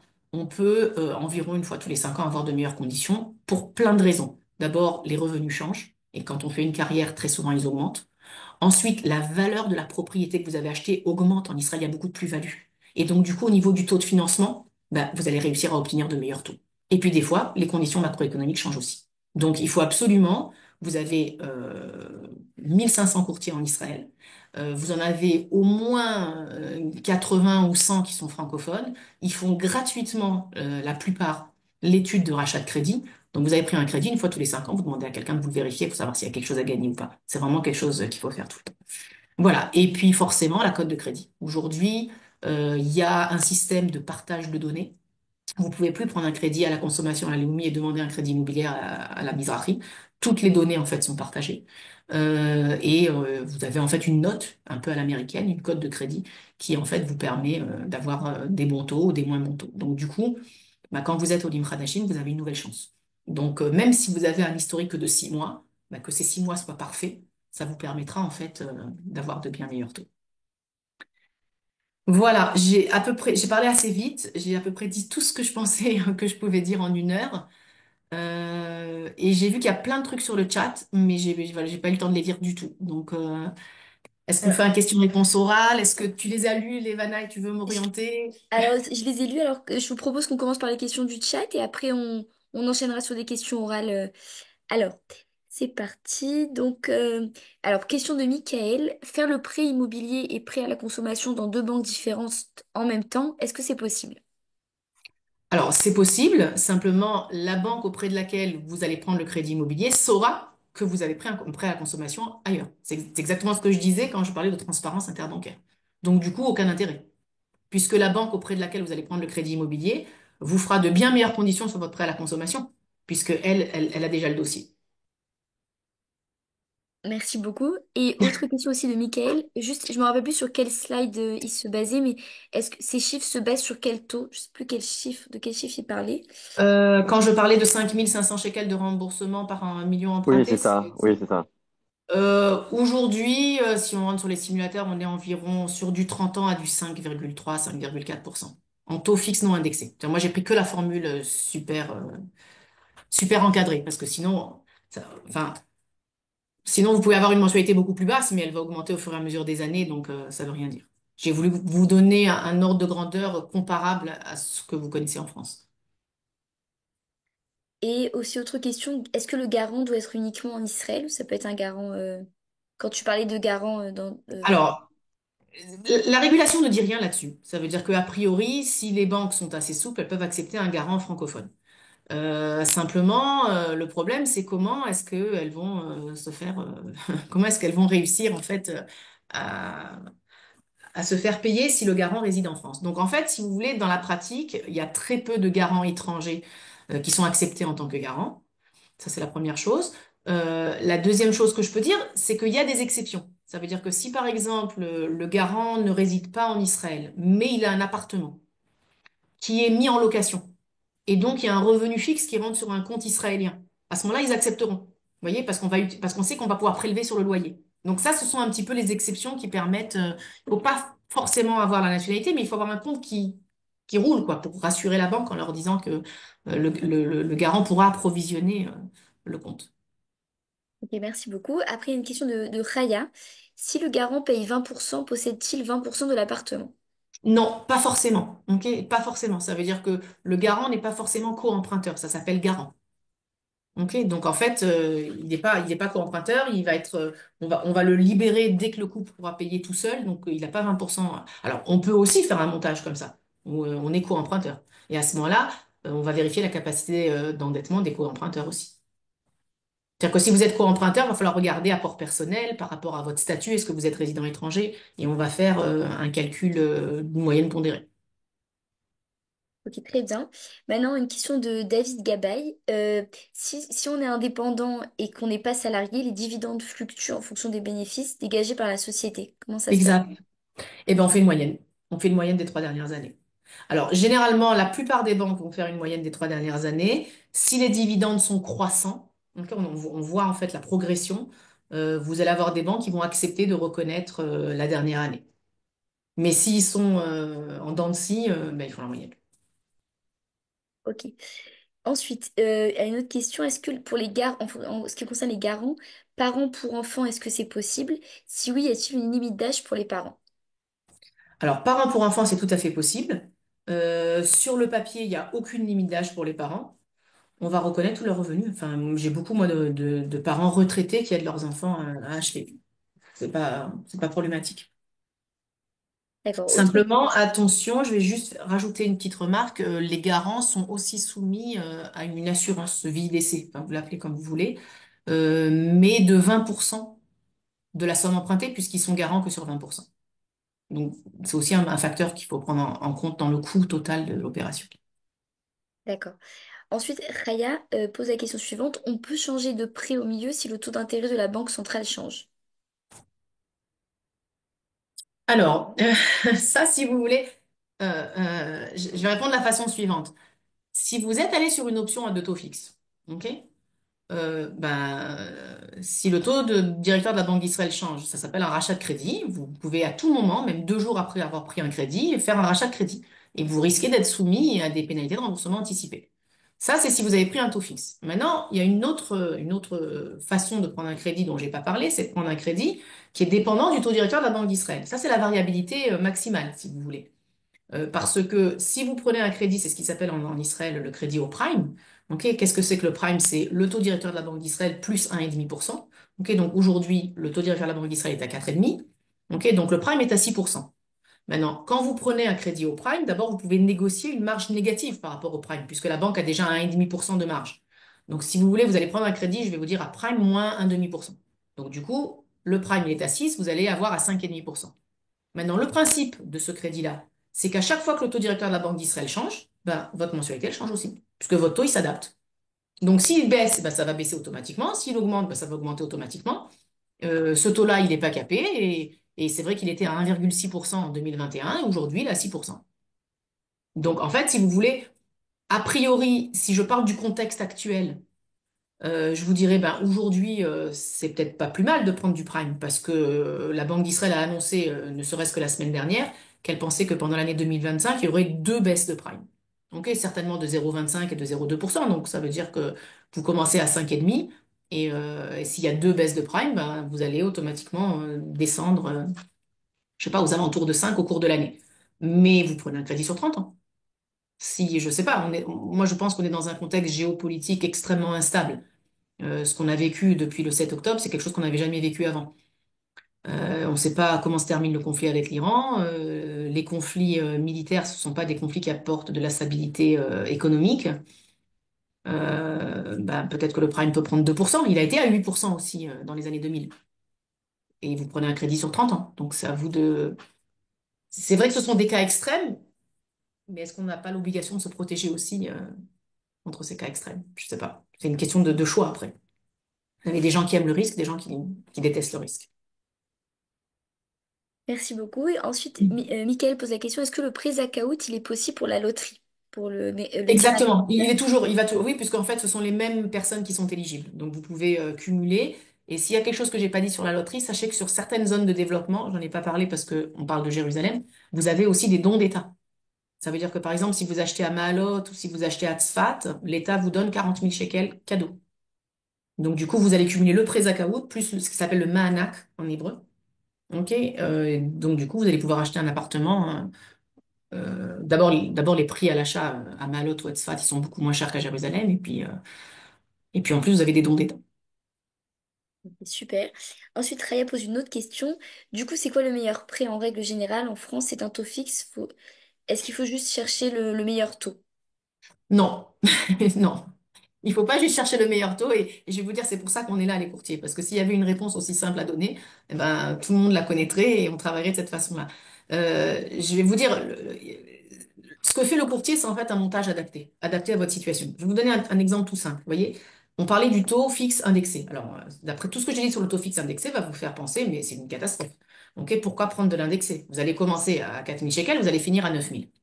Maintenant, imaginez-vous, je vais vous donner un cas de figure dans lequel je le fais avec beaucoup de plaisir et sans aucune inquiétude, ok, que vous achetez un appartement qui est destiné à la location.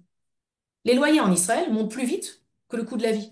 Et vous n'avez pas envie que votre mensualité soit supérieure au loyer, parce que sinon, vous allez devoir débourser ça de votre trésorerie tous les mois. Donc, du coup, si j'achète un appartement qui est destiné à la location, je sais que je vais pouvoir le louer à 4 000 shekels. Ben, je me dis, ben, on va prendre de l'indexé, c'est pas grave. OK? L'indexé, enfin, ça dépend de la somme que j'ai empruntée, ben, je vais avoir une mensualité beaucoup moins chère, à 3 008 à la place de 4 500. Donc, du coup, je débourse rien de ma poche. Et je vais faire un contrat de location indexé à l'inflation. Ce qui est tout à fait dans la pratique. Je vais demander au locataire qui me signe une option sur 5 ans, comme quoi le loyer évolue, pas de façon monstrueuse, simplement en fonction du coût de la vie. Donc, du coup, mon appartement, il va m'être remboursé par mon locataire. Mes mensualités, elles vont augmenter. Et je vous garantis que si vous achetez un appartement à Tel Aviv ou à Jérusalem, que les loyers, oui, ils vont passer de 4000 shekels à 9000 shekels en 30 ans. Vous comprenez? C'est pour ça qu'il n'y a pas de montage qui est mauvais. Il y a des montages qui correspondent à des situations de vie. Et c'est pour ça qu'il faut, enfin, si vous voulez, la différence entre l'employé de banque et le courtier, c'est que l'employé de banque, il va vous vendre un montage tout fait qui correspond à monsieur tout le monde. Le courtier, il va essayer de comprendre, est-ce que cet appartement est destiné à la vente? Est-ce que vous allez avoir des dividendes que vous allez pouvoir retirer sur votre entreprise? Est-ce que vous allez avoir un congé de maternité de 2 ans qui va faire que peut-être que la mensualité dans 2 ans, vous ne pourrez pas l'assumer aussi élevé? Est-ce que l'appartement est destiné à la location? C'est-à-dire que à chaque cas de figure, il y a un montage qui est un montage adapté. Ok, très bien. On pose la question combien vous prenez pour monter un dossier. Je propose qu'on mette tes coordonnées après pour... Oui, alors mes coordonnées, vous les avez sur le dernier slide. Je vais vous le montrer là. Vous avez mon numéro de téléphone et mon mail. Je vais juste faire une remarque là-dessus.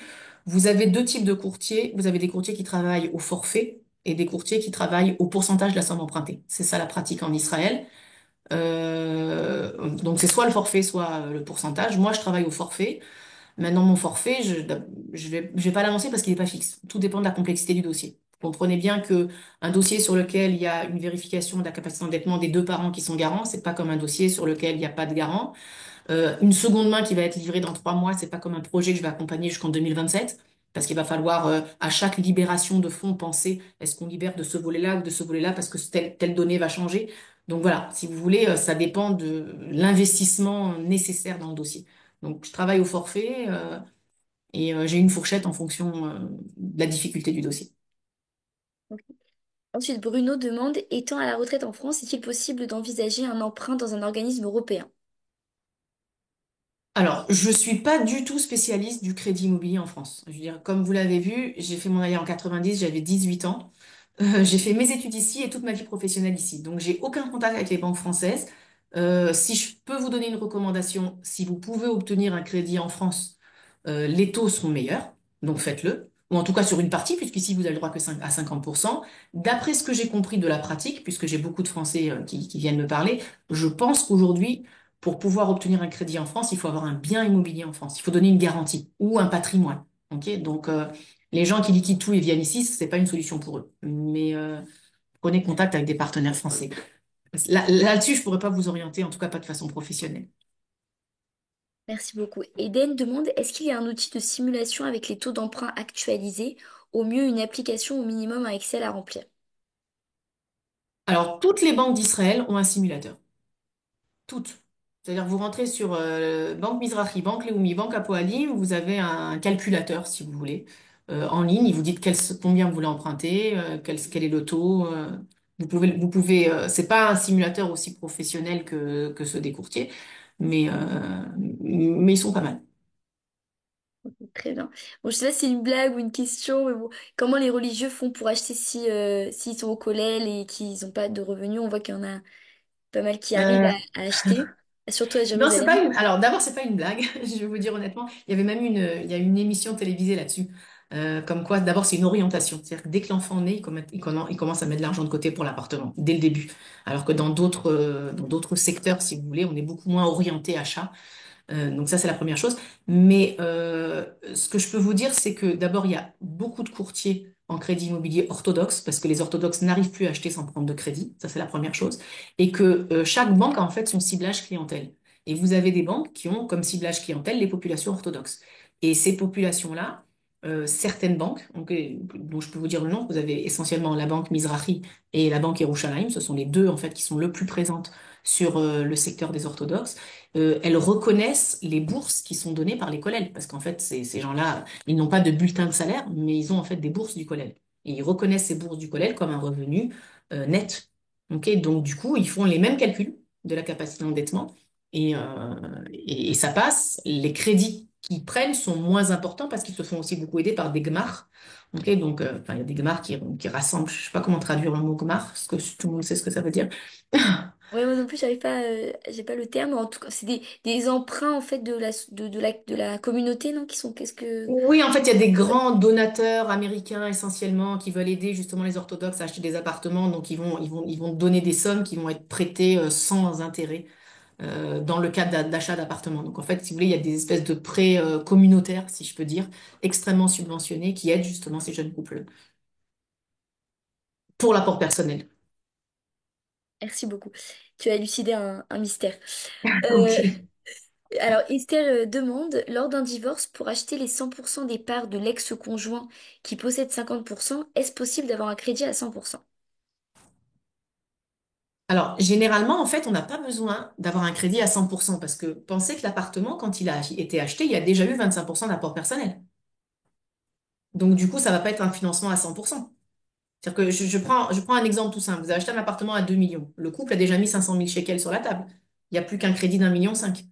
Maintenant, généralement, les couples, ils divorcent pas 6 mois après avoir acheté. Enfin, en tout cas, pas 6 mois. Donc, s'il s'est passé ne serait-ce que, je sais pas, 2 ans, 3 ans, le bien a pris un peu plus-value et la part qu'il va falloir acheter, c'est simplement 50% du solde restant.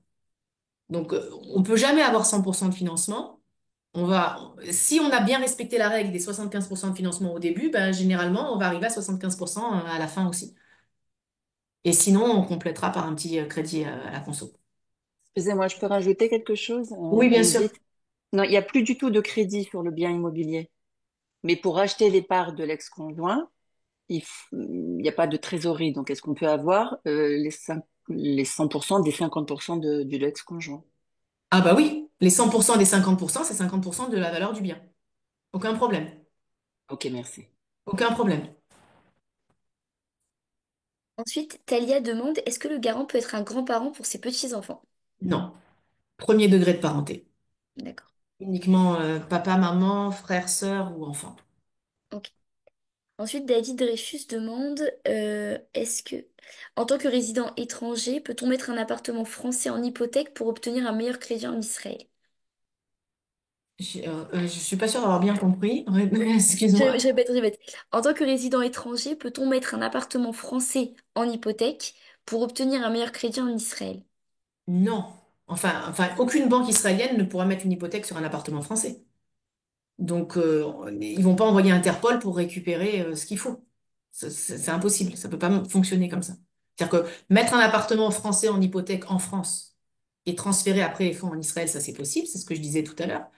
Mais aucune banque israélienne va vouloir. Je crois même pas qu'elle a la capacité à être inscrite au cadastre en France. Ok. Et Déborah demande, existe-t-il une grille des primes d'assurance vie pratiquée?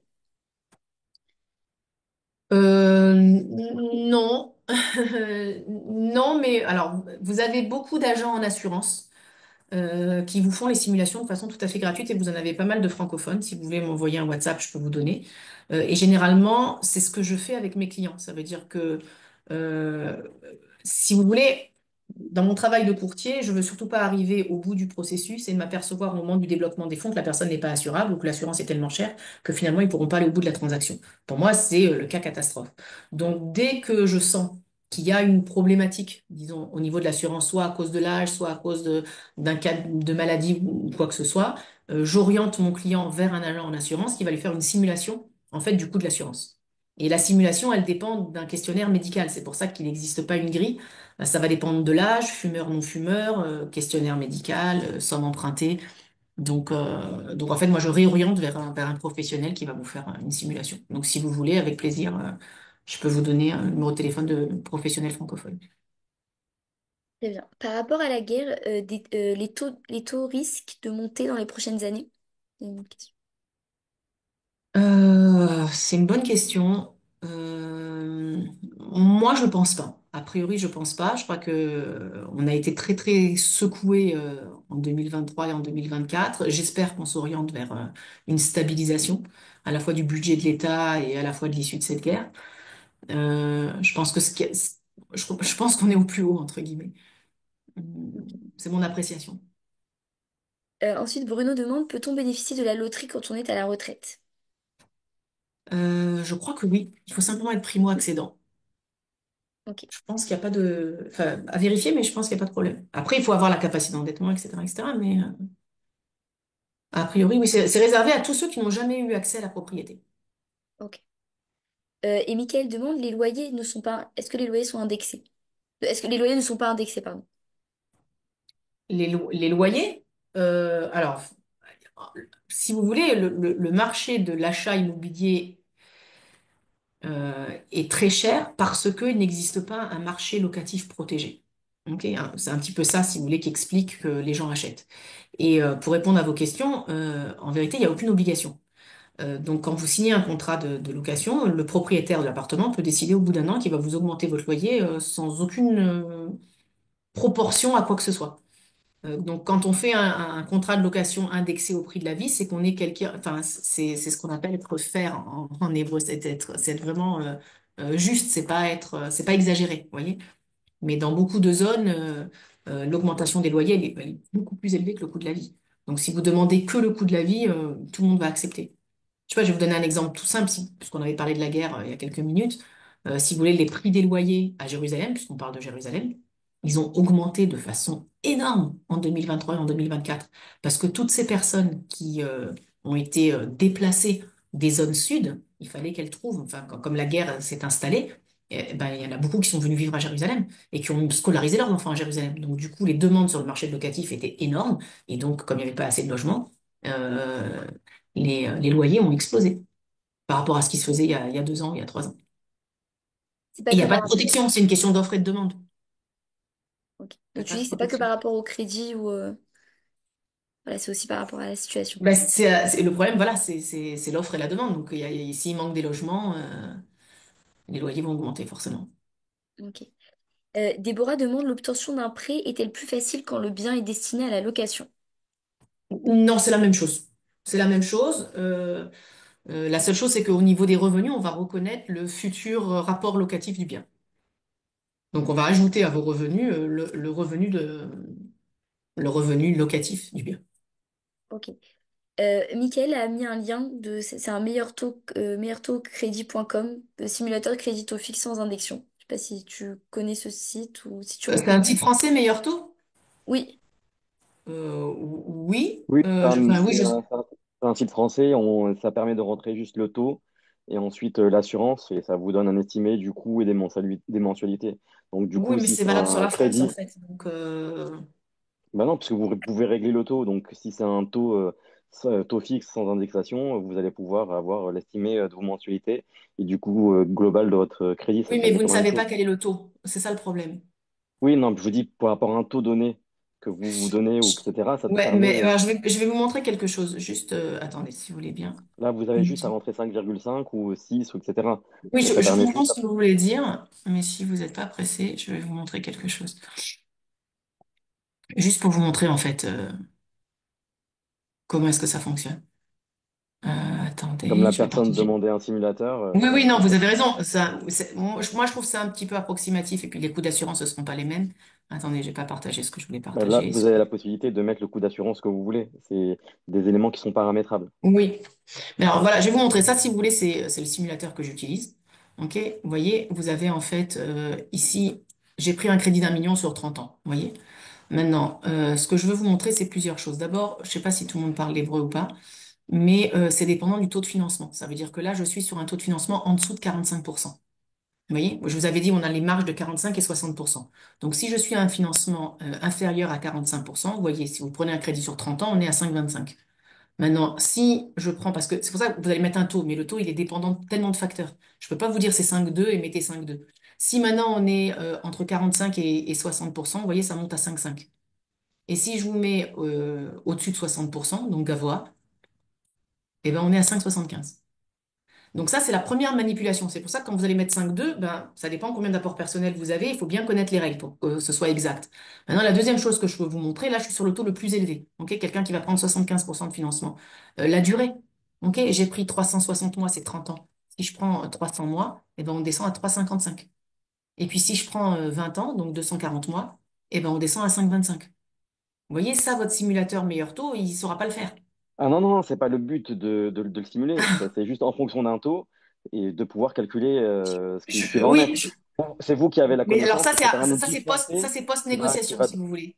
Quand vous avez Oui, non, négocié, mais alors vous c'est allez pouvoir savoir quel sera votre tableau d'amortissement. Mais la banque, elle vous le donne aussi si vous avez déjà négocié. Comprenez? tout à fait.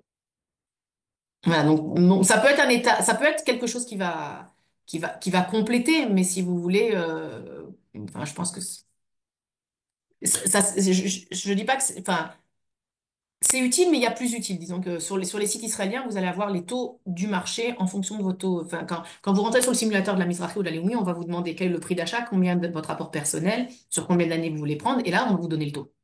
Vous comprenez? Donc, c'est pour ça que je me dis que c'est plus adapté de travailler sur des sites de banques israéliennes, et elles ont toute une interface en anglais aussi, hein. C'est-à-dire que si le problème, c'est l'hébreu, il y a une interface en anglais. Français, pas encore, mais anglais, oui. Alors, on continue avec les questions. Il y a Tipora Redva qui demande, est-ce plus un avantage de faire une acquisition d'un bien immobilier en tant que résident étranger et quelle banque permet le transfert d'argent de l'étranger? Toutes les banques permettent le transfert d'argent de l'étranger. Il va simplement avoir des vérifications qui vont être faites. Ça, c'est la Banque d'Israël qui l'exige pour être sûr que les fonds ont bien été déclarés. L'avantage, acheter en tant que résident étranger, moi je vois, enfin c'est plus un inconvénient. Moi je vois plus d'inconvénients que d'avantages en tant que résident étranger. Si vous voulez, le seul avantage en tant que résident étranger, c'est que le montage, vous pouvez le faire comme vous voulez.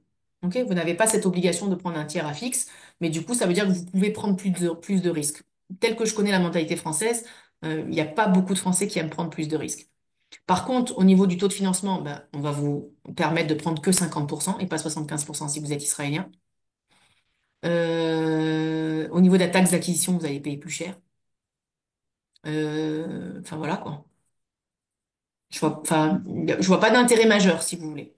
Et puis, en vérité, je sais même pas si c'est une vraie question. Je pense que si on veut acheter un appartement, on le fait en fonction de son statut. Maintenant, sachez que, je sais pas si tu as prévu, Levana, une intervention avec des avocats, parce que je pense que les avocats fiscalistes, ils peuvent aussi donner beaucoup d'informations aux Olim Radachim, mais il est possible en fait de faire reconnaître son statut d'olé. C'est-à-dire que si on achète en tant que résident, on n'a pas encore la nationalité israélienne, on achète mais on devient olé dans les 2 ans. Alors on peut déjà obtenir 75% de financement parce qu'on va devenir olé et puis après on peut recevoir aussi un remboursement de la taxe d'acquisition trop élevée qu'on a payée. Il y a des règles comme ça. C'est-à-dire que si vous êtes résident étranger et que vous avez prévu de faire votre alia, alors sachez que votre statut d'olé va vous faire économiser de l'argent et donc il est possible de le faire reconnaître a posteriori. Globalement, c'est ça que j'essaye de dire. Mais les avocats fiscalistes sont beaucoup plus calés que moi sur cette question-là. Donc, alors, c'est bon à savoir. Je note. Mhm. Et alors, Rava demande où les Israéliens mettent les 30% d'apport dans un fonds spécifique. Pourquoi? Je comprends pas la question en fait. C'est-à-dire Pourquoi que il faudrait y mettre... de ce que je comprends, Rayed, dis-moi si je me trompe, mais que où est-ce qu'on dépose, où est-ce que les 30% sont gardés, entre guillemets, enfin, où est-ce qu'ils sont Bah, en fait, déposés en non, non, fait? ils sont pas gardés. Ça veut dire, en fait, la banque, c'est toujours le dernier payeur. Donc, en fait, pour que l'argent bancaire soit débloqué, il faut qu'il y ait une preuve de virement au propriétaire ou au promoteur de votre apport personnel. Donc, vous Ok, avez votre rapport personnel où vous l'avez, enfin, il est placé où il est placé. Et puis, en fait, quand vous achetez votre appartement, le premier paiement que vous allez faire, donc au vendeur, ça va être le virement de votre rapport personnel. Et la banque va débloquer son argent sur la déclaration de l'avocat des vendeurs, comme quoi ils ont déjà reçu la somme nécessaire. Donc, vous n'êtes pas obligé de le placer sur un fonds particulier. ok. Ensuite, il y a une autre question, comment faire la demande de prêt d'Akaout, vers qui se tourner? Alors, c'est une question extrêmement intéressante. La Halva Zakaout, elle est donnée par le ministère du Logement, mais par l'intermédiaire des banques. Ok. Ça veut dire que vous n'allez pas pouvoir vous-même vous présenter au ministère du Logement et faire votre demande. Donc, du coup, il faut que vous la fassiez par le biais de la banque. Maintenant, la problématique, entre guillemets, c'est que quand vous voulez prendre un crédit immobilier, si vous voulez faire une comparaison d'offres, eh ben, il ne faut pas faire cette demande de crédit Zakaout trop tôt. Parce que disons que vous allez demander à la Mizrahi et à la Leumi une proposition de crédit.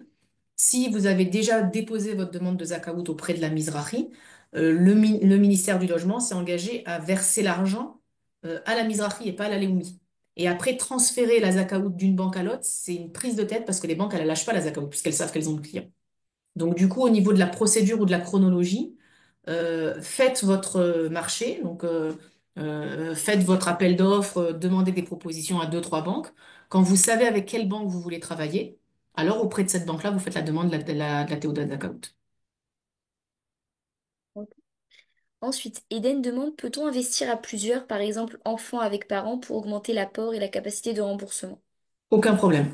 Aucun problème. On peut faire des achats, même avec des amis. Ça m'est arrivé d'avoir pas forcément des gens qui ont un lien de parenté, qui achètent à deux, qui achètent à trois, qui achètent à quatre. En fonction de leur statut, on va calculer quel est leur taux de financement maximal autorisé. Pour vous donner un exemple tout simple, il m'est arrivé de faire des dossiers de couple, par exemple, notamment parmi les orthodoxes, où vous aviez une Israélienne et un résident étranger. Parce que souvent, les hommes, pour pas faire l'armée, ne veulent pas prendre la nationalité israélienne. Et donc, du coup, au niveau du pourcentage de financement maximal qu'ils pouvaient obtenir, puisqu'ils achetaient à deux, 50% chacun, eh ben, ils avaient le droit à 62,5% de financement. Puisque le mari, sur sa part, avait le droit à 50% et la femme, sur sa part, avait le droit à 75%. Donc, du coup, ça fonctionne comme ça. J'ai eu des fois des collaborateurs, un résident étranger et un Israélien, qui ont décidé d'acheter ensemble un appartement en Israël. Donc, à ce moment-là, il faut calculer l'apport personnel en fonction du statut de chacun. Mais c'est tout à fait possible. Ok. Véronique demande, le courtier peut-il intervenir lors d'un achat sans crédit? Il servirait à quoi? Si vous voulez, le courtier, c'est le médiateur entre la banque et le client. Donc, en fait, si vous prenez pas de crédit, il n'a plus de raison d'être. Ok. Alors, il y a Monsieur Chawat qui demande, l'assurance décès est-elle obligatoire pour un prêt pour des personnes de plus de 65 ans? Construction dans le quartier tel pilote à Khadasha, est-ce intéressant d'acheter du neuf? Donc il y a deux questions là. Ok. Alors, l'assurance décès, l'assurance vie, a priori, elle est obligatoire. Enfin, alors, mais attends, je vais recadrer ça. Si vous voulez, on a des choses qui sont obligatoires parce qu'elles ont été fixées par la régulation de la Banque d'Israël. Ok. Et puis, on a une pratique bancaire.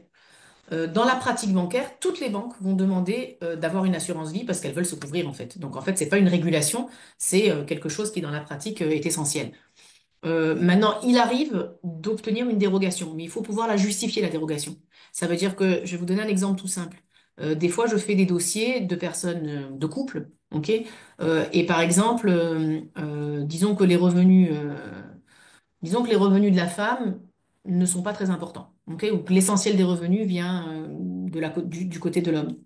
À ce moment-là, ce que la banque généralement demande, c'est une assurance vie des deux. Si la situation de santé de la femme n'est pas extraordinaire, je peux demander à dispenser de faire l'assurance vie sur la femme. Parce qu'en fait, qu'est-ce que dit l'assurance vie? S'il arrive quelque chose à monsieur, madame n'aura plus à assumer le crédit. S'il arrive quelque chose à madame, monsieur sera dispensé du crédit. Mais si monsieur a 80% des revenus et que de toute manière, les revenus de sa femme, ils sont pas très conséquents, il a pas forcément besoin d'être soulagé. S'il arrive quelque chose à sa femme, il sera peut-être tout à fait capable de continuer à honorer son crédit. Et donc, à ce moment-là, si la situation médicale de la femme n'est pas bonne, qui fait que l'assurance vie, c'est 1000 shekels par mois, il peut décider en pleine conscience, ok, de pas prendre l'assurance pour sa femme, et il sait que s'il arrive quelque chose à sa femme, bah, lui, il continuera à payer le crédit. Donc voilà, ce que je veux dire, c'est qu'on peut dispenser. Je vais vous donner un autre exemple que j'ai fait aussi. Par exemple, j'ai eu un père et un fils qui ont acheté ensemble un appartement qui était destiné à la location. Et donc là, on a réussi aussi à demander une dérogation à la banque pour ne pas prendre l'assurance vie au papa. Puisque le bien était destiné à la location et le fils a dit, bah, s'il arrive quelque chose à papa, moi, je continue à payer le crédit, il n'y a aucun problème. J'ai pas besoin de payer cette assurance toutes ces années-là. Puisque, je sais pas, je recevrai une partie d'héritage, je sais pas, c'est leur calcul. Mais donc on peut demander une dérogation, mais il faut la faire en pleine conscience. Ça veut dire que pas d'assurance vie, on n'est pas couvert, forcément. Ok, très bien.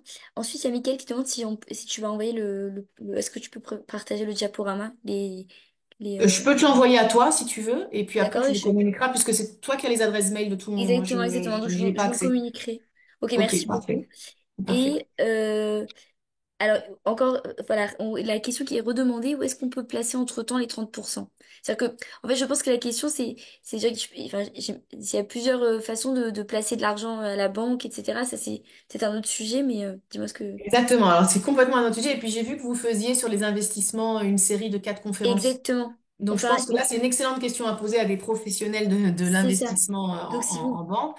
Mais globalement, ce que je peux dire de façon très générale, donc, parce que c'est pas non plus mon domaine d'expertise, c'est que les dépôts d'argent bancaire, ils sont catastrophiques au niveau des rendements.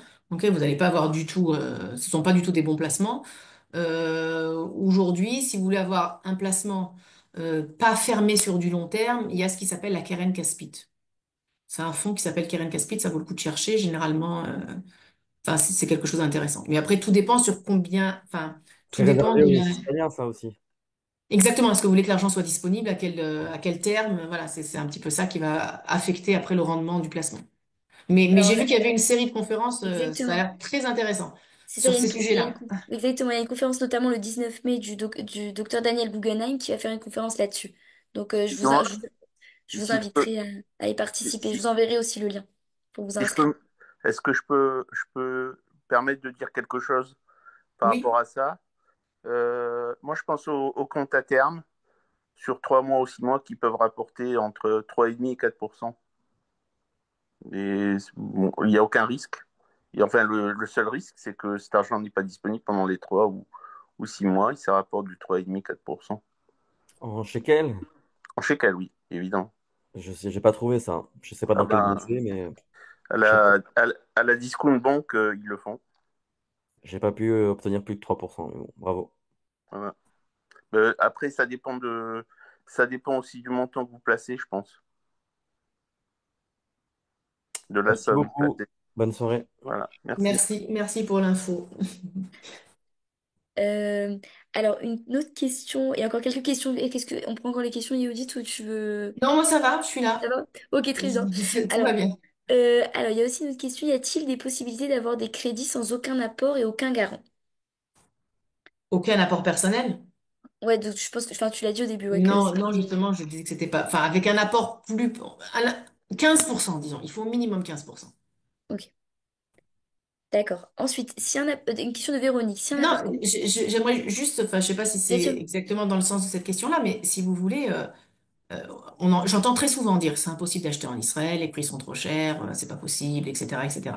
Mais je veux vous dire, enfin, l'erreur classique, c'est de penser qu'on va acheter forcément dans un endroit où on veut vivre, ou dans l'appartement dans lequel on veut vivre. Alors, si on a la possibilité de le faire, c'est magnifique. Mais si on n'a pas la possibilité de le faire, sachez que les Israéliens achètent tout le temps des appartements d'investissement. C'est-à-dire que si vous voulez acheter aujourd'hui à Beth Shean, si vous voulez acheter dans le nord du pays, par exemple, aujourd'hui vous avez à Shlomi des appartements, vous avez des appartements à moins d'1 million de shekels, hein. Vous avez des appartements à 800 000 shekels, à 900 000 shekels, même dans la banlieue de Haïfa. Ça vaut le coup d'acheter, de mettre en location. Le marché immobilier fait de la plus-value. Et très souvent, les Israéliens, avant d'acheter leur résidence principale, achètent deux, trois appartements, ok, qu'ils vont revendre, acheter, jusqu'à ce qu'ils puissent acheter l'appartement dans lequel ils veulent vivre. Et il vaut mieux, entre guillemets, acheter un appartement, même si c'est pas... il vaut mieux être propriétaire, même d'un appartement qu'on va payer 800 000 shekels et qui va nous donner un revenu locatif de 3 000 shekels, et même si on continue à payer un loyer en parallèle, plutôt que pas acheter du tout. Parce que au niveau de la fiscalité, même si je suis pas une spécialiste de la fiscalité, en Israël, ça vaut tout à fait le coup d'avoir un appartement qui génère un revenu locatif, parce que sur des loyers inférieurs à environ 5 000 shekels, on est dispensé d'impôts, alors que sur votre retraite, vous allez être imposé. Donc c'est pour ça que 80% des Israéliens qui en ont les moyens, au niveau du plan retraite, ils se disent je veux arriver à la retraite avec un appartement qui me donne un revenu locatif, plutôt que d'avoir une retraite gonflée sur laquelle je vais payer une imposition. Donc, c'est une solution intermédiaire. Ça veut dire que pour ceux qui peuvent pas acheter l'appartement dans lequel ils vont vivre, eh ben, acheter un appartement qui vous donne un revenu locatif. Et il y a des opportunités sur le marché israélien. Ok, très bien. Véronique demande si un appartement a été acheté 5 ans avant l'ALIA, peut-on récupérer une partie des taxes payées lors d'achat après l'ALIA? Je pense pas. Je pense que c'est limité à 2 ou 3 ans. Mais à nouveau, je suis pas experte en la matière. Je peux vous orienter sur un avocat fiscaliste dont c'est la spécialité. Voilà. Au niveau de la pratique, je crois que c'est 2 ou 3 ans, mais je suis pas spécialiste. Ensuite, autre question, dans le cas d'un projet d'achat, faut-il mieux faire une simulation de financement avant de chercher un appartement ou d'abord chercher un appartement? Moi, je suis pour la simulation. Ça veut dire que ce que je fais aussi, c'est des fois des conseils pré-achat. Très souvent, les personnes ne savent pas comment prospecter puisqu'elles ne savent pas quelle est leur capacité d'endettement. Donc, je vais dire deux choses. La première chose, c'est que faire un conseil pré-achat, ça va vous permettre d'analyser en fait quelle est la somme maximale à laquelle vous pouvez acheter. Et la deuxième chose qui est importante aussi, et ça très souvent ça va vous être dit par les avocats, c'est qu'en Israël, il n'existe pas de clause suspensive. Ça veut dire que vous ne pouvez pas annuler un contrat d'achat parce que vous n'avez pas obtenu le crédit immobilier. C'est une grosse différence par rapport à ce qui existe en France parce que le marché immobilier est extrêmement dynamique. Donc vous n'avez aucun propriétaire d'appartement à Tel Aviv qui va vous faire signer un contrat de vente. Vous allez payer l'avocat des deux côtés et puis finalement vous dites ah bah non, j'ai pas obtenu le crédit. Pour eux, c'est une perte de temps énorme. Et donc, ce que pensent les propriétaires, bah, faites d'abord vos vérifications pour savoir si vous êtes capable de payer le bien ou pas. Et seulement après, on signera un contrat d'achat. Donc, en fait, au niveau de la chronologie, si vous voulez, de la recherche, il faut que vous sachiez à combien vous pouvez acheter et vous allez être encore plus rassuré si votre courtier vous a donné un accord de financement de principe. C'est-à-dire que si vous avez un accord bancaire qui vous dit, qui vous finance 1,8 million, ok, donc c'est un accord signé qui a déjà vérifié vos revenus, et bien à ce moment-là, vous pouvez tranquillement acheter votre appartement et signer votre contrat d'achat puisque vous avez déjà l'accord de financement bancaire. Donc moi, je recommande de faire ce travail en amont, en fait. Très bien. Ensuite, Raya demande si on achète à deux un Olé Hadash et un Israélien, la taxe d'acquisition sera-t-elle proportionnelle? Je pense que oui, mais à nouveau, c'est une question pour l'avocat. Je crois que Levana, il faut que tu invites. Ah oui, là, faut que j'invite tu me diras lequel tu vas. Moi, enfin, je connais quelqu'un qui donne des conférences aussi, qui est très bien, sur Jérusalem aussi. Avec plaisir, avec plaisir. Ensuite, oui, bon, c'est quelqu'un qui demande si quelqu'un sur le chat veut être garant. Et après, il a une très bonne réponse de Esther, il faut que tu sois de la famille au premier Eh degré. ben oui, Ça, et ça, c'est ça exact, intégré. exact. Voilà, donc est-ce qu'il y a d'autres questions? Je vois que dans le chat, les questions sont terminées, mais s'il y a d'autres questions, n'hésitez pas. Bon. En tous les cas, l'enregistrement vous sera envoyé avec le diaporama. Super. Moi aussi, je voudrais le recevoir, l'enregistrement après. Oui, bien sûr, bien sûr. Merci beaucoup, Judith, vraiment. M- Merci, Merci merci à vous beaucoup.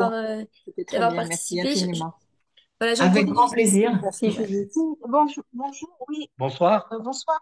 On n'a pas répondu à la question sur Talpiot. Ah oui, pardon, excusez-moi, on a oublié la question de Talpiote. Alors, quelle Oui, était la question en fait sur Talpiot? Est-ce que c'est un bon quartier? Est-ce qu'il faut acheter neuf? oui, J'ai pas trop compris oui, l'orientation de la question. oui, en fait, on a vu un programme sur Talpiot à Hadasha et on voulait savoir si c'était vraiment intéressant d'acheter là-bas. Ben, le promoteur nous en a parlé, mais est-ce que vous pouvez nous donner plus de renseignements? Je sais pas trop, je connais pas le promoteur, je sais pas de quel projet il s'agit. Je peux dire que sur Talpiot, c'est un quartier extrêmement dynamique qui se développe. Maintenant, il faudrait que je sache un petit peu plus où c'est situé, qu'est-ce qui est proposé. Vous voyez, enfin, si vous voulez, envoyez-moi un message en privé parce que voilà, faut voir quel est le prix au mètre carré, l'emplacement, etc., etc. D'accord. Et comment on peut avoir vos coordonnées Ben, privées?